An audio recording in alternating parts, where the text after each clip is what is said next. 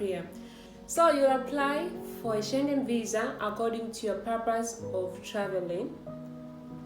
Yes, so there is tourist visa. So if you plan to go to Europe just for tourism, so you'll apply for tourist visa. If you are visiting friends or family, you'll apply for visiting visa. Yes. And so if you are planning to go to study, you'll apply for study visa. Yeah. And if you're going for medical checkups and all things, you'll apply according to that. And the requirements, most of the requirements are the same. There are a few differences that comes with them. So most of the requirements are the same. In some categories, you need more information than the other. And if maybe you have got a job into the EU, into Schengen states, you apply for a work permit. Yes, so what are the requirements of applying Schengen visa? Requirements of Schengen visa, most are the same, but also they differ from one embassy to another. For example, most of Schengen visa requirements, they need a flight ticket booking. So, for example, in Denmark, they don't need that. Yeah, it's not necessary that you put.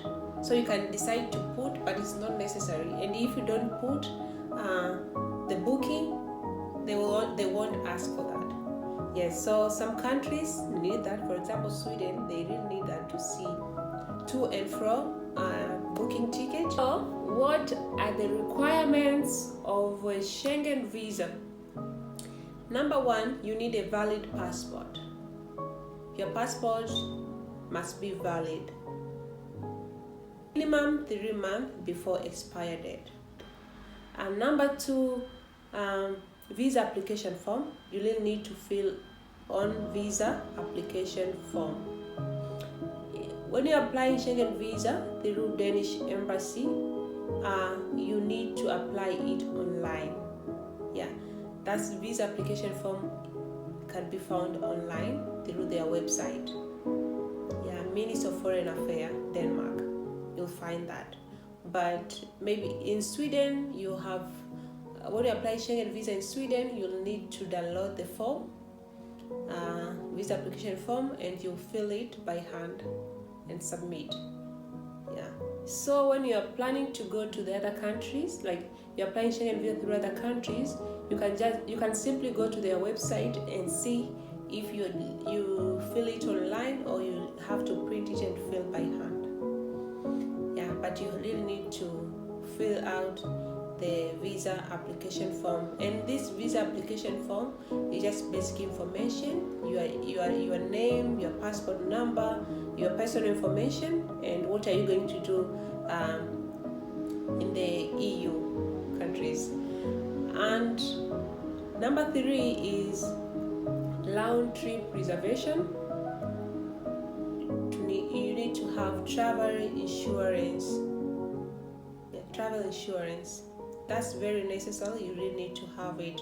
And this is a document that proves you have travel health insurance. So in case of anything, you get sick when you're here, then it will take care of you, because yes. So, and minimum should be your travel insurance should be minimum 30 euro. Yes, 30 euro. That's minimum. And you should have proof of accommodation.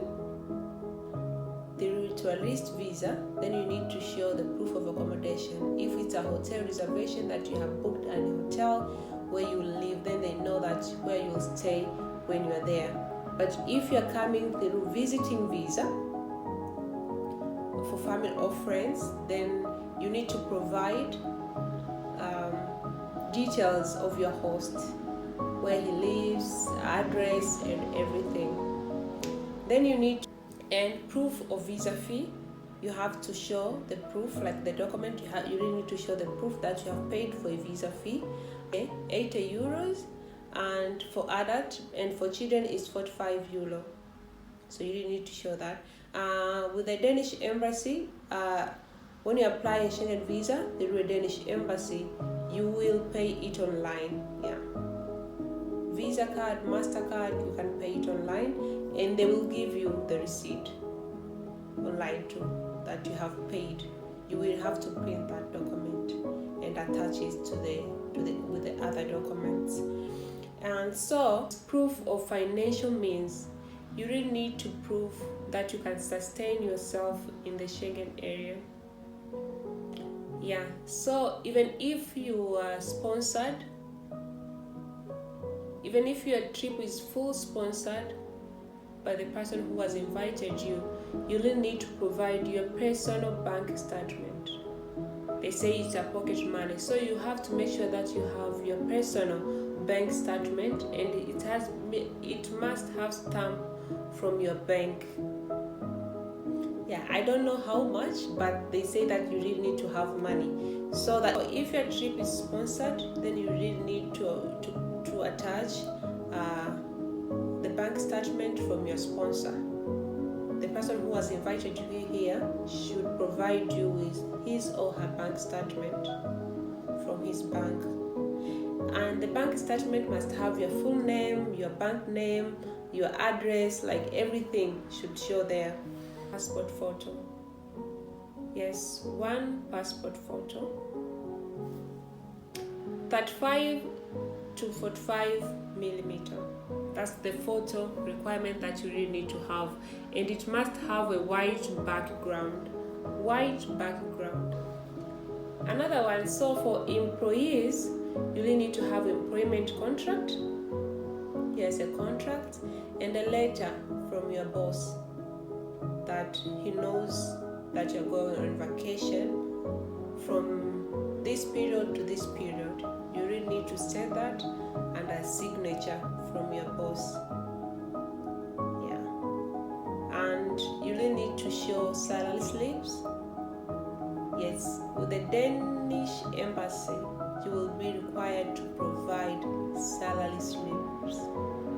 I don't know in case of other embassies, but for Danish embassy, they require you to show salary slips, and they need to see if you are paying taxes and all those things. Then if you're self-employed, they want to see business license, a copy of your business license, company bank statements for at least 6 months. For other, but with the Danish embassy, you just need 3-month bank statement, and income tax return. How much do you pay tax? They want to see that. Yes. And so yeah, that's for an employee, or if you're self-employed. But if you don't have any job, you can just write that you don't have any job, so you won't provide any of those. And if you are a student, then you need to show proof of enrollment. Yes, admission letter from your college. If you're a retired person, you want to visit the EU, you really need to show pension statement for at least 6 months. Then you need invitation letter from your hosts. That invitation letter is a personal information from the host, the address where he lives, and if the person will sponsor you, will cover all the trip, all the expenses, it will show there. The form is ready, you just need to complete it. In case with the Danish embassy, the form is it's there. You fill the form online, but with the other embassy, the host just print out the form and fill it by hand, and then we'll send it to you, and you'll print together with the other documents. Yeah, and so if you are a married person, you really need to attach your marriage certificate. Yes, and see. Another one, they need to see strong ties related to your home countries, because this consular officer, they have that everybody who needs the visa to go to Europe, they won't come back. They have that. Okay, that's the law. They have that you're not going to come back to your home country. So it's your responsibility to convince them that you will come back to your home country. So you really need to provide you strong ties. If you own a house in your home country, you really need to provide the documents for that, a document for that. Or you have a piece of land, you have business, you have share from the bank. Yes, so you have to provide them with those strong ties so that they are convinced that you'll be back to your home country, because you have a lot of things that you will come back rather than not having anything. Yeah, so you have to convince them that, oh, I have things in my home country. I have these assets that I'll come back and take care of them. So you really need to provide the documents of those things that you have. And another one, you have to write application letter. You see, you have applied it. You have applied a visa application form which they provide you with. Either you fill it online with the Danish embassy, or in the other embassy you just print it out and fill by hand. But also then you're required to write application letter. So that application letter, you just introduce yourself, your passport number, invitation ID from your host if he has one, and your purpose of traveling to the EU. If you go to the other Schengen states, you have to set it out and just show that you are committed, you'll be back. Yeah, so you write it by your own words, because these embassies, they grant you visa according to the documents that you provided. For example, in Sweden, if you apply a Schengen visa through Sweden, it's layered for them to call you. They just assess your documents according to what you provided. So you really need to write a very good application letter. Communicate with that consular office. Convince him or her that you need a visa. So you give it your all, because you're not going to have a one-to-one conversation. Yes, they might call you through a phone if they find it that is necessary, but you won't have that time to talk to them. So you really need to write a very good application letter. Yes, and they assume that you have some of the information are there on the visa application form that you filled, but they just need to see you writing this visa application form. You type it, yes, so you type it. You have to write. You introduce yourself. Your passport number. What are you going to do in the EU?